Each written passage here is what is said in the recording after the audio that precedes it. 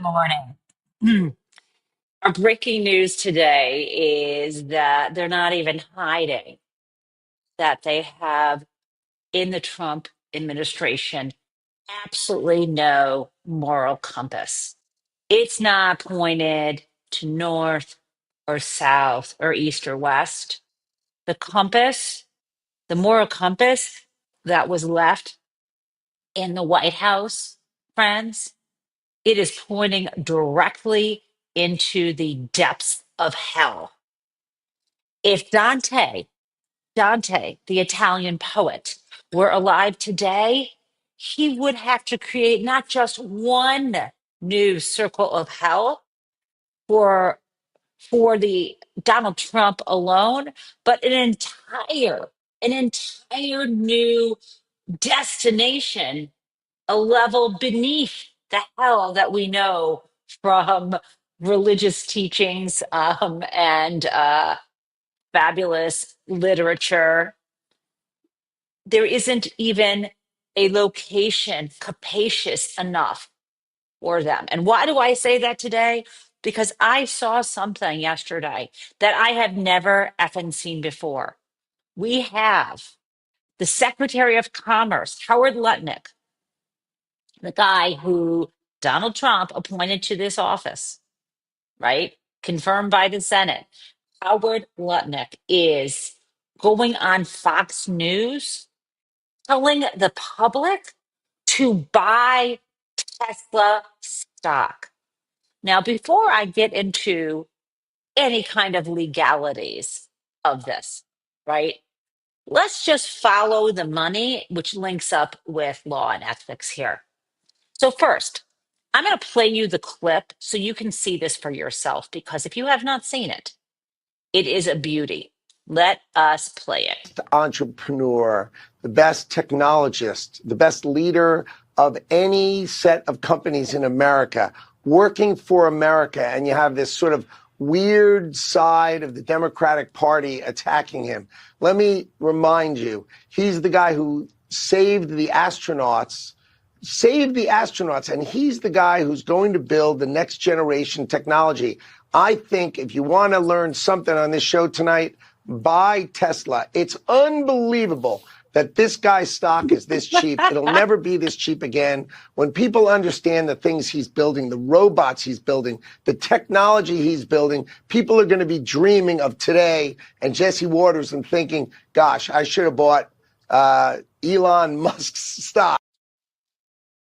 Okay, guys. Um, did you hear him laugh? Did you hear him laugh? Look at that look on Lutnick's face. I'm going to analyze this whole thing for you, but do you see the look on his face? He chokes on a laugh. He cannot believe he is shilling this stock. Uh, Let me just play that back for you. Also, as he is pitching Elon Musk stock, the Teslas are burning. So let's just watch the end of that for you and watch him choke on his laugh. When people understand the things he's building, the robots he's building, the technology he's building, people are going to be dreaming of today and Jesse Waters and thinking, gosh, I should have bought Elon Musk's stock. I mean, who wouldn't invest in Elon Musk? You got to be kidding. All right, so you're calling the bottom. This is it. It's, whether today's the bottom or not, I tell you what, Elon Musk is probably the best person to bet on I've ever met. Ooh. As someone who spends my time when I'm not meeting with you thinking about public corruption, thinking about white collar crime, and thinking about securities fraud, my God, this is right in the center of the flippin', Venn diagram or bullseye of what makes my day. Because I can't even break it down for you adequately.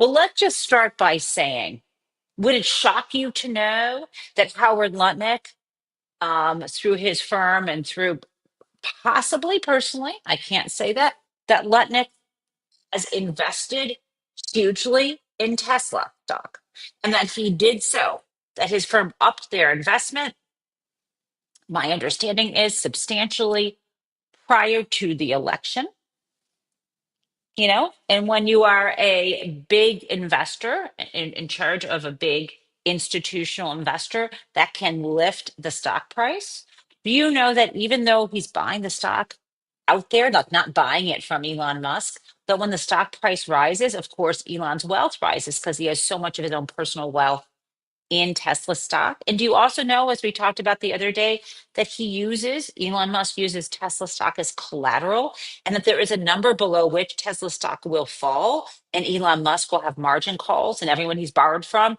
is going to start repoing his shit? Like, I mean, metaphorically.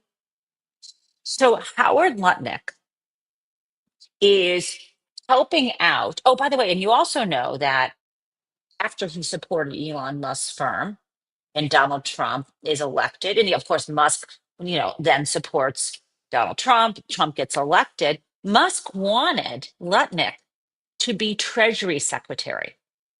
Besant was selected instead, but Lutnick got his commerce position.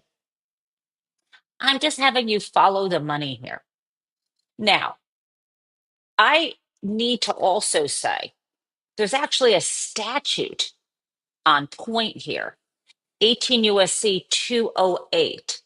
And to the extent, and I don't have enough factual details, but I could share that statute with you and let you know that it deals with having kind of conflicts of interest when you have any office in the executive branch. And this is the statute that was brought up when Jared Kushner was working in the White House, and there was a concern that he might be getting rich off of his position, the first Trump administration. And the argument that was too cute, but seemed to work, was that Kushner worked in the White House and he was kind of a volunteer, and everyone kind of looked over and said those ethics rules didn't apply to him.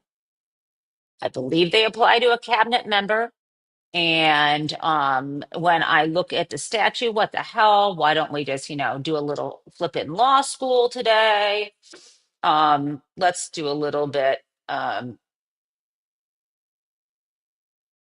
Okay, let's pull this up, you guys. I feel like, let's look at this. I'm not saying that this is a criminal violation. I'm saying that this triggers my concern, and I want to do a deeper analysis of the facts involved, not merely the allegations that I understand. So I'm going to show you here. If you ever want to look up a statute, one of the best websites is the Cornell Law School website, where they have something called the Legal Information Institute. The statute I am sharing with you here is 18 USC Section 208. This is the US Code, the statutes passed by Congress and signed by the president over the years. 18 is the title, and Title 18 basically contains most, but not all, of the federal criminal offenses, these felonies and others. Okay. So what we say here is, that except where there are exceptions, which don't appear to apply, if whoever is an officer of the executive branch of the United States or any independent agency of the US, right? So it goes on. They talk about all kinds of different categories. So assuming for a second that Lutnick falls into that category, so if he is falling into the category, whoever participates personally and substantially as this government officer through decision, approval, disapproval, recommendation, the rendering of advice, or otherwise, et cetera, or other particular matter in which, to his knowledge, he or an organization in which he is serving as an officer, director, et cetera, has an arrangement, et cetera, has a financial interest, you shall be subject to certain penalties. So I'm going to try to say that. It's a very big paragraph as a lawyer. Let me show you what executive branch is. Executive branch is any executive agency or any other unit in the executive branch. So assuming for a second that his position as Secretary of Commerce makes him an executive branch officer. Step one. Step two, let's assume that when he goes on to Fox News and is there speaking as the Commerce Secretary, not sharing recipes or, I don't know, fashion tips with Jesse Waters. If you assume one, that he's a covered officer, and two, that when he's on television speaking in that capacity without disclaiming it, that he is speaking in that capacity. If when he made that recommendation to purchase Tesla stock, he or his organization that he is an officer of, Cantor Fitzgerald, if they had a financial interest, he is subject to the penalties in Section 216. Shall I allow you now? Let's turn to Section 216. And this says the punishment for an offense under, and we were looking at 208, right? Um, we have punishments here. So we have, for example, a civil penalty of not more than $50,000 for each violation. And if they have reason to believe, for example, the Attorney General, Pam Bondi, has reason to believe that they're constituting an offense, they may go to court to get an injunction to stop them from doing it. Now, in addition, in addition, if this is if this conduct, in addition to this effect and to this money, there is the possibility of a 1 year. If you whoever engages in the conduct, right, shall be imprisoned for not more than 1 year. And if you're doing it willfully, not more than 5 years. Now, friends, no one is going to go after Howard Lutnick because the Attorney General, Pam Bondi, is not going to do anything.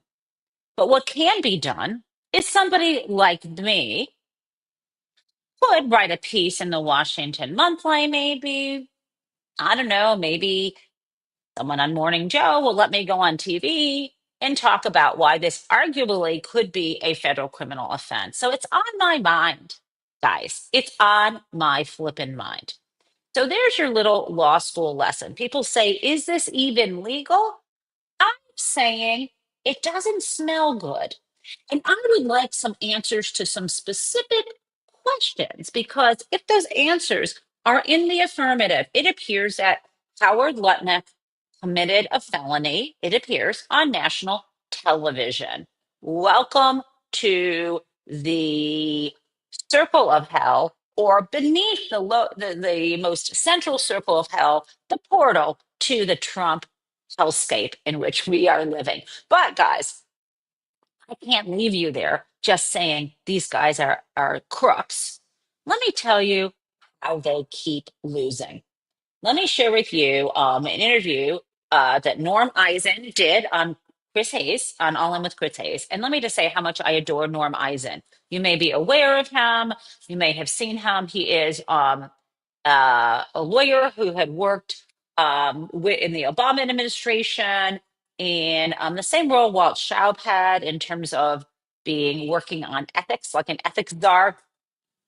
Um, and I think the Office of Government Ethics, for example. And Norm Eisen also, you may not know this, Norm Eisen graduated from Harvard Law School in 1991, the same year that Barack Obama did, right? They've known each other since law school. Now, I was in the class of 1993, and I wasn't aware of Norm Eisen at the time, but I have met him in a green room, and he is kind and lovely. And as I have said, it surprises me, but to the person, except one, every single person that I have met, either on set or in a green room or walking through the halls, um, of whether it's CNN or MSNBC, has been professional, generous, and kind, right? Even if they're the shyest person on the planet. For example, one of the shyest people is Anderson Cooper, but lovely. He broke out of his shell. I mean, he's not shy, maybe on camera, but he's quite shy and quite skittish off camera. Lovely man. Everyone to the person, and especially Norm Eisen, has been lovely, but I don't waste any opportunity to remind you that the man who was just standoffish and a total douchebag was not surprisingly, Jeffrey Toobin. And this was before he was fired from CNN. And of course, before they hired him back. Anyway, moving on, let's listen to Norm Eisen because he will cheer us up. One orders forcing him to stop targeting 6,000 FBI agents, reinstate. Oh, shoot. I need to say who he means by we. He, of course, works for Crew, Citizens for Responsible Ethics in Washington. And he says, they have participated in these lawsuits. Let's play Norm. We've won orders forcing him to stop targeting 6,000 FBI agents, reinstate over 20,000 federal employees who were wrongly fired, reinstate, she's back at work, the head of the Federal Labor Relations Authority. And then in this latest victory, for the first time, it's a landmark case, a federal judge said Elon Musk and DOGE unconstitutionally fed USAID into the wood chipper. No wonder Donald Trump and Stephen Miller and the other members of this administration are so angry. They're losing, and it's waking up political and popular opposition to this dictatorship. You know, what's... Norm, I love you. Fed U.S. aid into the wood chipper. He knows how to speak to the public in the way he is emboldening us, saying this is stirring up, awakening political and popular opposition to this dictatorship. Thank you, Norm. And speaking of which, I have promised to remind you to mark your calendar for Saturday, April 5th, for the big, huge coalition of protests across the country or rallies. But I got something else to tell you about. That's not the only game in town. So let's talk about things that are happening before then and after. Okay. Bernie Sanders and Alexandria Ocasio-Cortez, right? Senator Bernie Sanders, Rep AOC, have this is such a great poster. I wouldn't kill, but I would walk over a little bit of broken glass to get one of these. They're on. Actually, I could probably print it out myself. What am I talking about? They're on a fighting oligarchy tour, and where they are going to be, my friends, where I think I wanted to make this bigger. Okay, so I can read it. Where they're going to be today. If you are in Las Vegas, Nevada, they'll be there. They're also going to be in Tempe, Arizona. Tomorrow, Friday, March 21st, they'll be in Greeley, Colorado, then Denver, Colorado, and then Saturday, Tucson, Arizona. And no, my friends, I don't know what time. You could probably Google and look it up, but wouldn't that make an incredible poster? Obviously, I would not be able to put it up. I would never, I shouldn't say wouldn't be able to. I wouldn't choose to put that up at the law schools. I'm not exactly sure where I'm going to put that up. Michael, if you're listening, tell me where we could put that poster. We're more fine art people because Michael's an artist and whatever. You can see that. Well, you can't see. I have nothing on my walls here at the moment. But I do like that poster and I want to find a place to put it. Okay. What else is going on?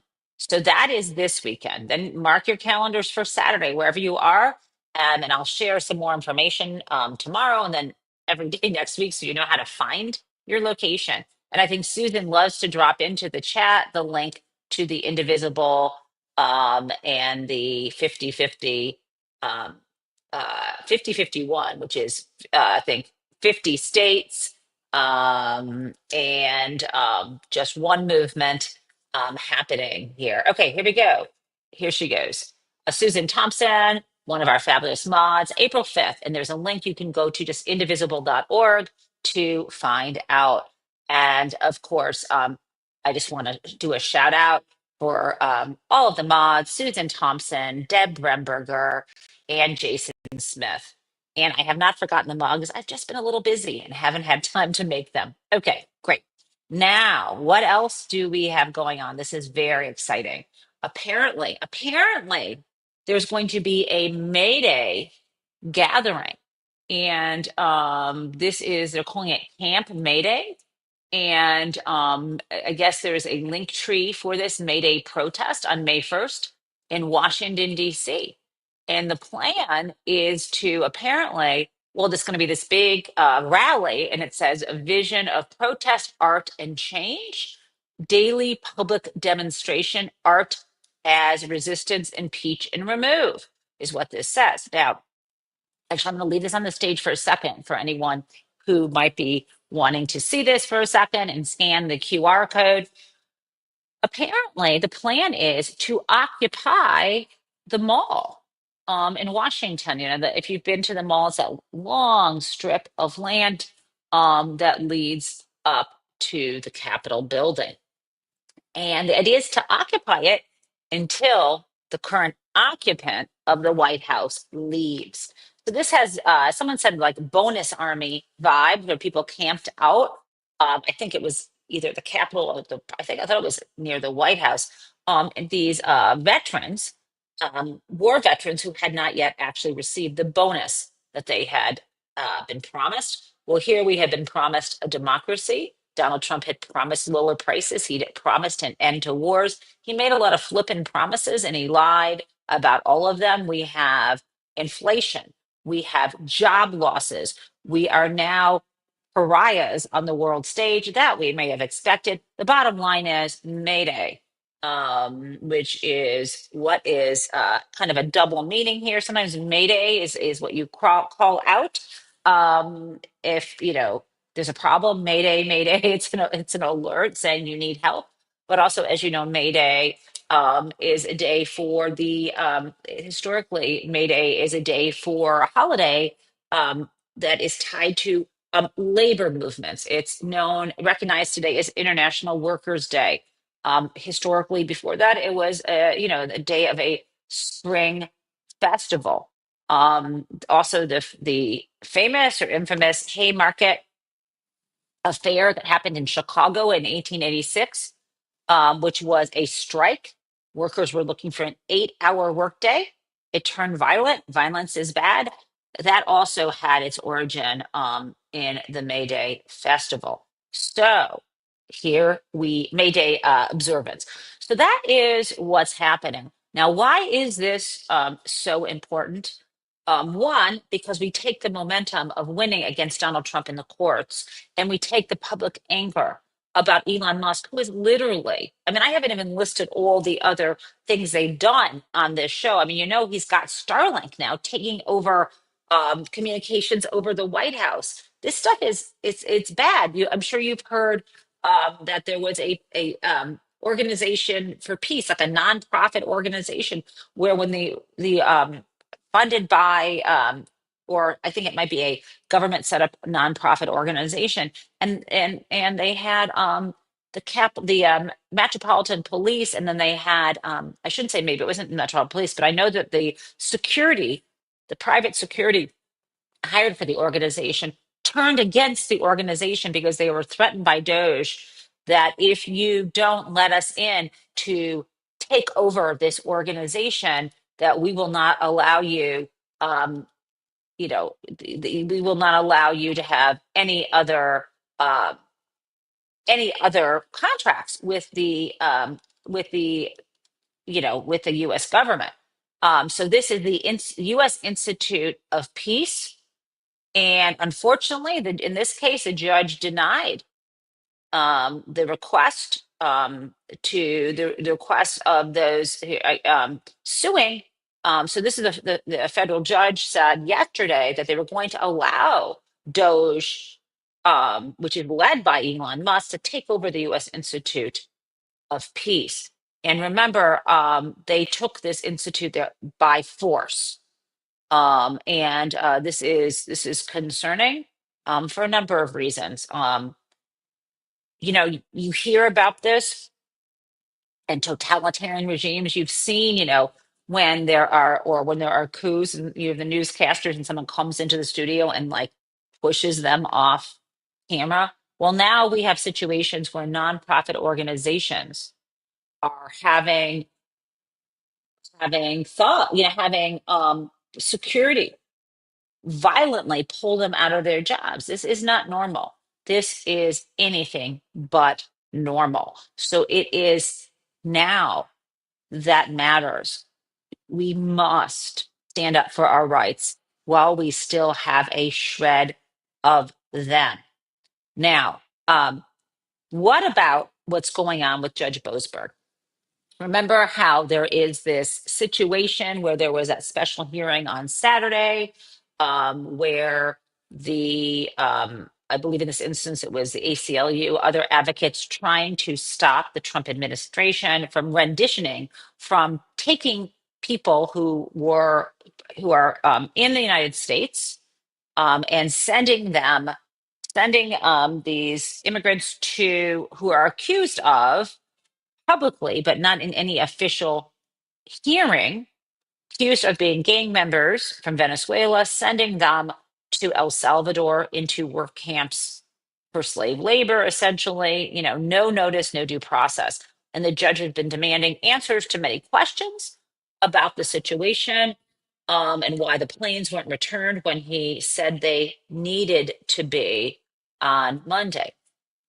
So the questions, there's been an extension for when the administration has to respond to his questions, and that is today at noon. So I'm going to share with you what I mean. It's kind of astonishing, but what the position is of the Trump administration and Pam Bondi. And I want to warn you that what she's going to say is a complete distortion of the meaning of separation of powers. And I will play this for you now. How will you respond at the Department of Justice? Well, Will, our lawyers are working on this. We will answer appropriately, but what I will tell you is this judge has no right to ask those questions. You have one unelected federal judge trying to control foreign policies, trying to control the Alien Enemies Act, which they have no business presiding over. And there are 261 reasons why Americans are safer now. That's because those people are out of this country. The judge had no business, no power to do what he did. And Will, he came in on an emergency basis on a Saturday with very, very short notice, if any, to our attorney to run in the courtroom. And this has been a pattern with these liberal judges. You just spoke. There was no running in a courtroom. It was a Zoom hearing. Two, the way she's characterizing what judges do, saying that they was presiding, there's no presiding. The president presides. The president's not supposed to be a king. The president presides over the executive branch. And like we learned in civics class, unless you were falling asleep, because back then it seemed kind of boring, we have checks and balances. Because if you have unaccountable power, then we would end up with a dictatorship. So the whole idea is that it's up to the federal courts, if there is a case in controversy brought before them, to decide whether there is a violation of the law. And even the executive branch has to follow the law and respond to the judicial branch, Pammy. And she effing knows this. And it is disgusting that she is misleading the public, mischaracterizing, and part of an effort to destabilize us with lies. Which brings me, you might think, to Alexander Solzhenitsyn.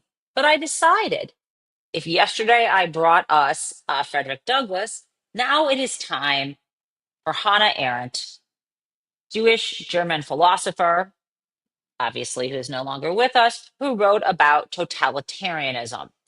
And I want to share with you something that she said that I have fact checked, because sometimes people, their expressions get mischaracterized. Let me share this with you. Here is Hannah Arendt.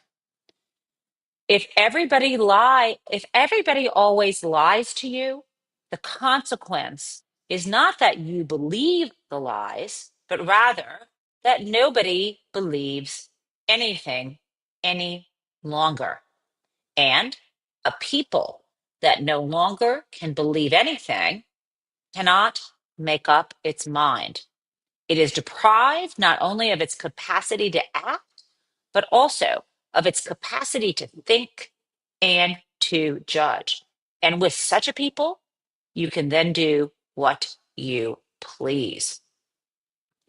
There's an ellipses in the middle of that passage because what she also wrote there is when a dictatorship, when a government lies to you, then they can just rewrite history and lie again.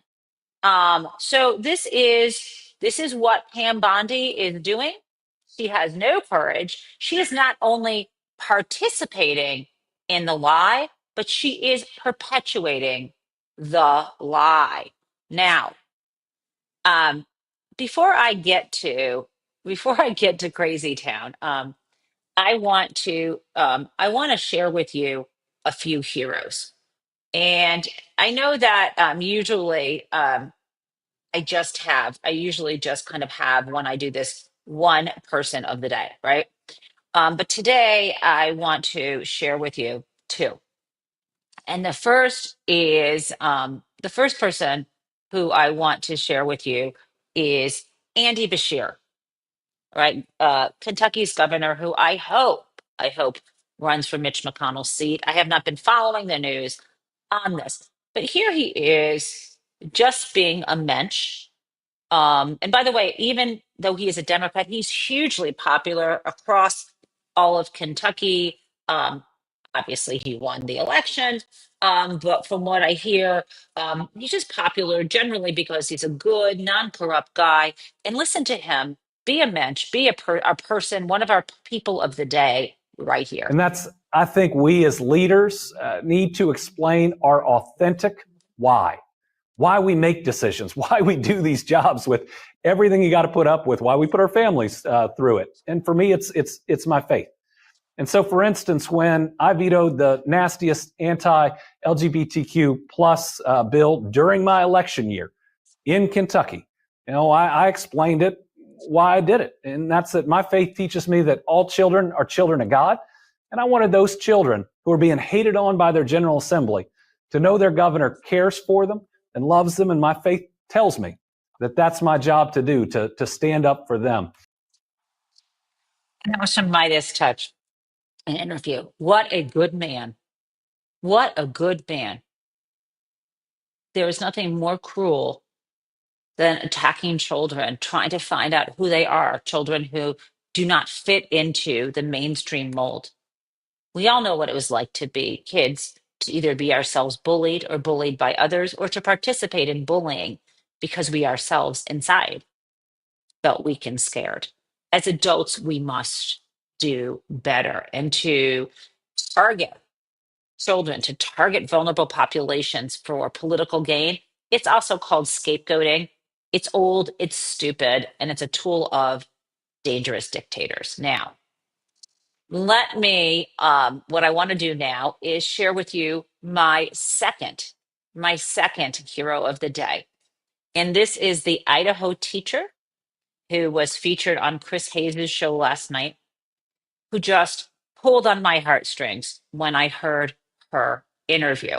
So I want to play that for you now to my shared screen. And I think I got this for you. Let me see. Yes, I do. And let me fill up the whole screen and let's do it. Let's see if it works. Guts for ordinary people to stand up against it. But here's the thing. So many people are. Like Sarah Inama. For the past 4 years, she's taught world civilization to sixth graders at Lewis and Clark Middle School in Meridian, Idaho. And like all teachers, she decorates her classroom with motivational posters. Posters like this one that says, "In this room, everyone is welcome, important, accepted, respected, encouraged, valued, and equal." An even more straightforward one showing children's raised hands with the tagline, "Everyone is welcome here." You have probably seen this kind of stuff a million times in kids' classrooms. I know I have as a dad. The kind of inspirational messages that are simply meant to tell students, whoever you are in the right place, you belong here. Shouldn't be controversial, right? So for 4 years, these signs have survived sans harassment. Nobody said a word about him. That is, until about a month ago. My building administration came to me during my lunch period and told me that they needed to be taken down by the end of the day. They told me that they were in violation of district policy because in today's political environment, they're considered a personal opinion. Did they say somebody complained about him? No, I asked if anyone had complained about them, and they said, no, we just want to protect you from that if that were to happen. In this political environment, that is not acceptable. Yeah, I was told a couple things. That everyone is welcome here is not something that everybody believes. So that's what makes it a personal opinion. You were told this, that not everybody believes everyone is welcome. Right. Not everyone believes everyone is welcome. Believe it or not, that is the new policy of the West Ada School District. It is a policy they updated after Idaho lawmakers passed a state law stating that critical race theory divides people and is contrary to the unity of the nation and the well-being of the state. The team trying to cancel this classroom poster is in a kid's classroom is led by the school district's chief academic officer, Marcus Myers. And yes, he says the problem here is the colors of the hands. Yes. If there was a poster that just said everyone is welcome here, black background, white words, do you think the team would have objected to that? I don't think the team would have. Now, that would have been a team decision, but I don't think the team would have. And I say that because those exist in our schools. I was going to say, you have things that are almost identical to this. They just don't have multicoloring, and then they don't have the hands that obviously are different shades of skin tone, right? Ranging from white all the way to black. Yeah. So the text by itself doesn't allow for interpretation. Okay, so that's school district chief academic officer Marcus Myers. Everyone is welcome here as long as you're not talking about, everyone. As dumb as this is, and boy, it's dumb, this is what is happening across the country. Civil rights initiatives, anti-discrimination initiatives, diversity initiatives, inclusion, all being gutted. So, if you were in that teacher's position, what would you do? Because I was told to take it down by the end of the day, I did so. And the following few days, I just was so unsettled by it. And so I went back into my classroom and put it back up. And I emailed my principal and said, I don't agree. I don't agree that this is a personal opinion. I feel like this is the basis of public education. Sarah Anama says the school district offered to buy her other, less controversial posters. She says Myers, the district boss, told her the political environment ebbs and flows, and what might be controversial now might not have been controversial 3, 6, 9 months ago, and we have to follow that. They have now given her until the end of the school year to take down the posters or face possible punishment for insubordination. That, she says, just solidified her resolve. Guys, it breaks my heart. Now, I see people in the chat saying, well, she should just quit or do a GoFundMe. No, children need teachers like her. Across the country, people in classrooms are wondering. I mean, let me just be clear. In my classroom, on my show, everyone is welcome here.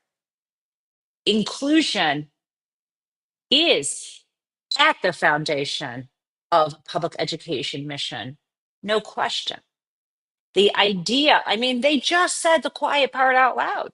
It's fine to say everyone's welcome here as long as you don't have different skin tones. Don't show a range of skin tones because that isn't agreed whether everyone is welcome here. That is the most disgusting, racist, warped concept. And the idea that if you are a teacher getting ready for your class, decorating, that you have to think about that. All of us standing in classrooms. And let me tell you, be frank with you, it's not just elementary school teachers, it's even law professors. Before words come out of my mouth, I think about them more carefully. I think about them. I still say what I want to say. But the idea, and of course, we all have filters. If I'm doing curriculum, I'm talking about a certain thing, I'm asking certain questions. I don't just say whatever's on my mind.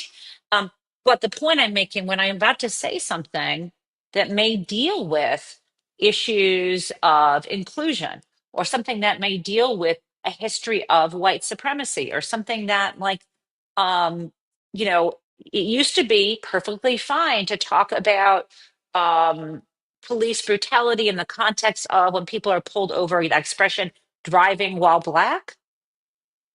And saying that in the classroom was never a big deal. But now, when I said something like that the other day, I had to explain the context and make clear what I was saying, and also say, guys, I feel like I'm hesitating before I teach in the way I would normally teach. Why? Because of the Dear Colleague letter sent out to all universities, public and private, in the country, saying that they must do things that go beyond what the law requires, saying that you can't even do any kind of DEI, diversity, equity, and inclusion. And you should know that some schools, for example, my oldest daughter's alma mater, Lafayette College, said, we're going to continue to do and embrace diversity, equity, and inclusion. And that's what the law permits. If the law changes, let us know. And this is a school, Lafayette's an undergraduate college that has over $1 billion endowment. It does not have a graduate school. It does not need to then rely on federal grants. And they can have courage. They can stand up. You look at public universities like University of Pennsylvania, who is now on in the crosshairs of the government, or Columbia University, places that rely on hundreds of billions of dollars in federal aid, don't have the luxury of having the courage of their convictions. I would not want to be a college president today. Just say that. Anyhow, let me now turn us to Crazy Town. Before we go to Crazy Town, I'm having Dean Obadala, my good friend. You might know him from the Dean Obadala show on Sirius XM. I'm on every other Thursday night, and I've been threatening him. I'll be on tonight. Every time I'm on the show, I've been threatening him. I'm going to invite him on mine. He'll be here tomorrow morning at 9 a.m. Cannot wait. Okay, let's do some Crazy Town.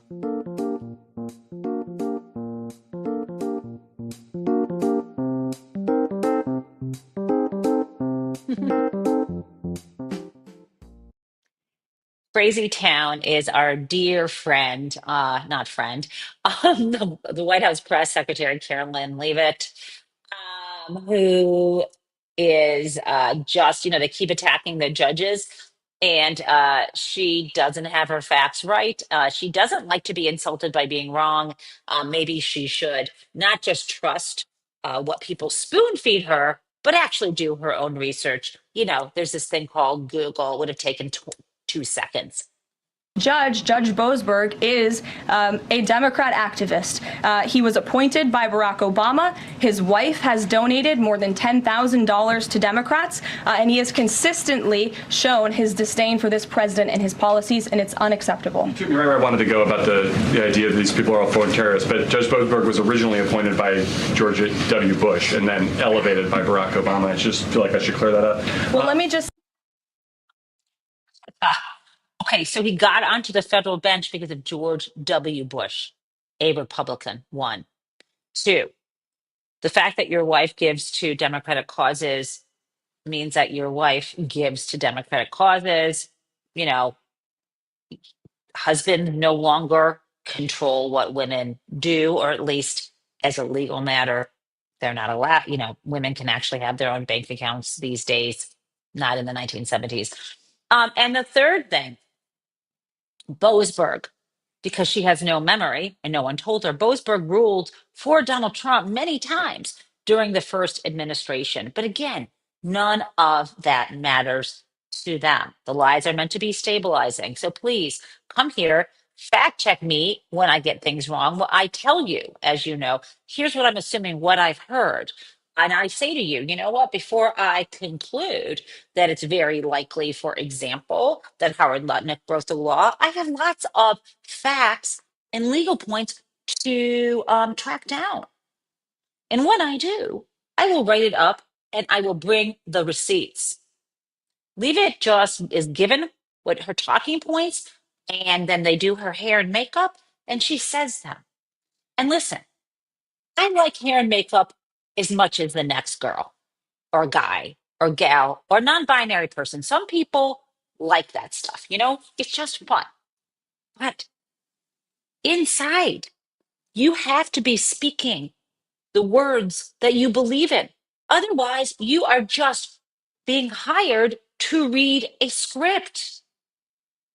That is not doing a job at all.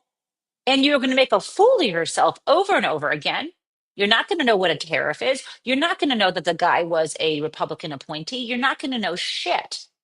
And you are going to be a laughingstock, and you are not a role model for anybody, especially young women, when you do that.